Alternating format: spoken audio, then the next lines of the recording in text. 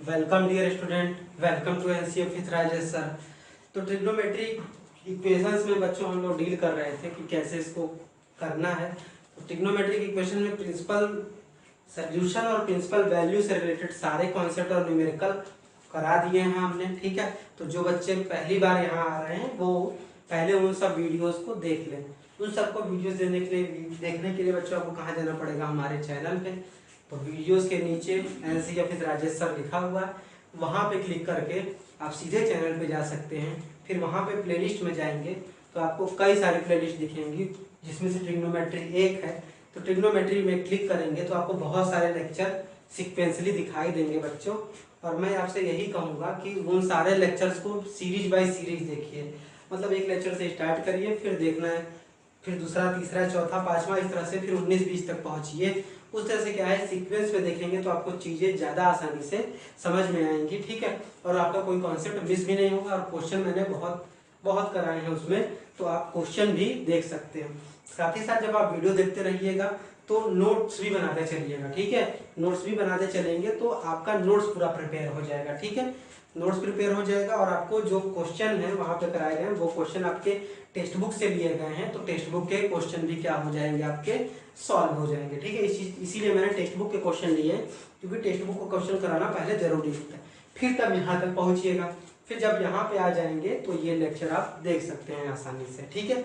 दूसरी बात, जब ये आप कंप्लीट कर रहे हैं ट्रिग्नोमेट्री का लेक्चर पूरा, तो आपके लिए रिलेशन और फंक्शन और सेट थ्योरी के भी लेक्चर वहाँ पे प्लेलिस्ट बना के रख दिए गए हैं। तो आप उनको भी क्या कर सकते हैं, विजिट कर सकते हैं। मैंने ये कोशिश की है बच्चों कि अगर कोई भी बच्चा पढ़ा हुआ है पहले से भी टॉपिक्स को, तब भी उसको कुछ न कुछ नई चीज़ें मिलेंगी।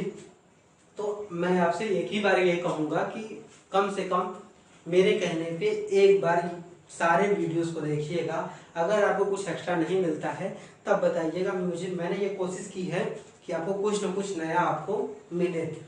अगर पहली बार कोई बच्चा देख रहा है, वो नहीं पढ़ा है टॉपिक, तो उसको मिलेगा ही। लेकिन अगर कोई बच्चा पढ़ चुका है सारे टॉपिक्स को, तब भी उसको नई चीज़ें मिलेंगी। और मैंने लैंग्वेज का खासा ध्यान रखा है कि लैंग्वेज आपको आसान और इजी वे में बताया जाए, ठीक है। तो आइए इस वीडियो को स्टार्ट करते हैं। बच्चों, आप क्या करोगे कि पेन और पेपर ले लेंगे, क्योंकि हमारे साथ साथ आपको लिखना भी पड़ेगा, ठीक है। लिखते रहेंगे तो आपका नोट्स प्रिपेयर हो जाएगा। तो लास्ट टाइम में जब एग्जाम होंगे तो उस टाइम आपके रिवीजन में वो काफ़ी हेल्प करेगा। तो प्रिंसिपल सोल्यूशन हम लोग सीख लिया था बच्चों, जनरल सोल्यूशन हमने सीख लिया था। दोनों की डिफिनीशन और दोनों में डिफरेंस भी हम लोग जान चुके थे। तो इस क्लास में हम जनरल सोल्यूशन से रिलेटेड जितने भी कॉन्सेप्ट हैं वो समझ लेंगे।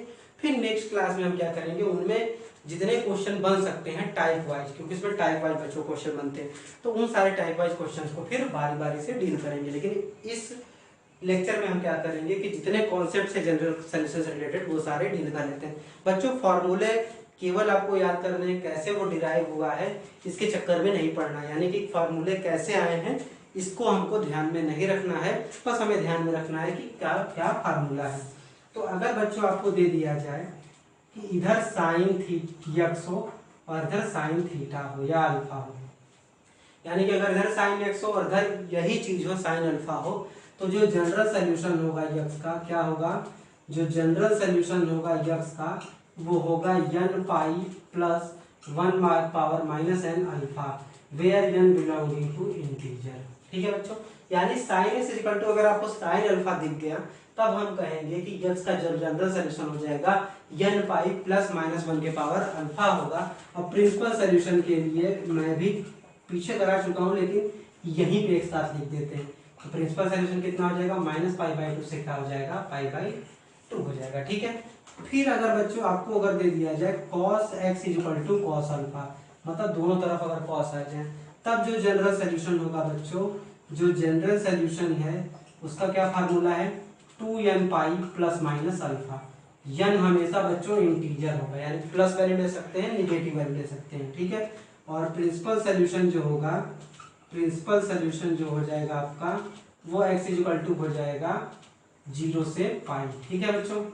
फिर थर्ड, अगर tan x equal to tan alpha है, ठीक है, तब आपका जो जनरल सोल्यूशन है, तो जनरल सोल्यूशन आपका कितना हो जाएगा, x is equal to n pi plus alpha, फिर वही n बिलोंगिंग टू इंटीजर, और प्रिंसिपल सोल्यूशन है बच्चों, प्रिंसिपल सोल्यूशन हो जाएगा आपका x is equal to minus pi by two से पाई बाई टू, ठीक है, पाई बाई टू से माइनस पाई बाई टू, ठीक है। अब इस पे छोटे छोटे क्वेश्चन कर लेते हैं फिर टाइप वाइज, ताकि आपको क्लियरिटी रहे।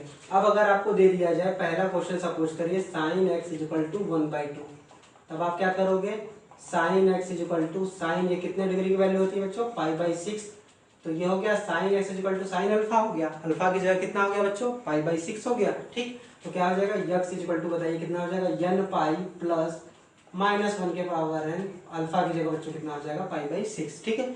और ये जो अल्फा की वैल्यू लिखेंगे बच्चों, ये हम प्रिंसिपल सोल्यूशन वाले रीजन में ही लिखेंगे, ये नहीं कि कोई भी वैल्यू लिख देंगे। अल्फा की वैल्यू अगर प्रिंसिपल सोल्यूशन के डोमेन से बाहर है तो हम उसको डोमेन के अंदर लाएंगे फिर लिखेंगे, मतलब डोमेन वाली ही वैल्यू लिखनी है। फिर इसके बाद अगर मान लीजिए second equal cos x equal to 3/2 दे दें, तो ये क्या हो जाएगा, cos x इक्वल टू, ये कब होता है बच्चों, 60 डिग्री 30 डिग्री पे होता है, तो ये कितना हो जाएगा, पाई/6, तो ये x इक्वल टू कितना हो जाएगा, 2n pi plus minus alpha की जगह कितना हो गया, पाई/6 हो गया। अब इसमें दे दे अगर tan x इक्वल टू 1 दे दे, तो क्या लिखेंगे, tan x इक्वल टू कितना हो जाएगा, कब होता है 1, पाई/4 पे, तो अल्फा कितना हो गया बच्चों, पाई/4, तो x कितना हो गया बच्चों, n पाई प्लस आपका कितना हो गया, पाई/4, ये आपका जनरल सोल्यूशन, ये सारे के सारे आपके क्या हो गए, जनरल सोल्यूशन। तो ये तो बच्चों सिंपल क्वेश्चन थे, इस पे क्वेश्चन बहुत कम आते हैं, ठीक है, बहुत कम आते हैं। आपके जो थोड़े से इससे एक लेवल ऊपर होते हैं वो सारे क्वेश्चन आते हैं। तो इस वीडियो में बच्चों हमने क्या सीखा कि अगर sine x equal to sine alpha है, अगर उसका आप जनरल सोल्यूशन लिखेंगे तो क्या हो जाएगा, n पाई प्लस -1 के पावर अल्फा।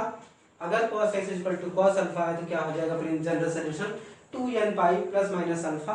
और अगर tan x equal to tan alpha है तो क्या हो जाएगा, n pi plus alpha. n सारे के सारे क्या होंगे, इंटीजर होंगे, और उस पर हमने क्या किया, एक एक इजी क्वेश्चन लगा लिया। नेक्स्ट वीडियो में बच्चों हम लोग मिलेंगे तो टाइप वाइज न्यूमेरिकल करेंगे। मैं सारे न्यूमेरिकल एक साथ लिख दूंगा, लेकिन उसमें बताते चलूंगा कि कौन से टाइप से कौन सा टाइप आप पहचानेंगे और किस तरह से चीजों को लगाएंगे। तो नेक्स्ट लेक्चर में मिलते हैं बच्चों।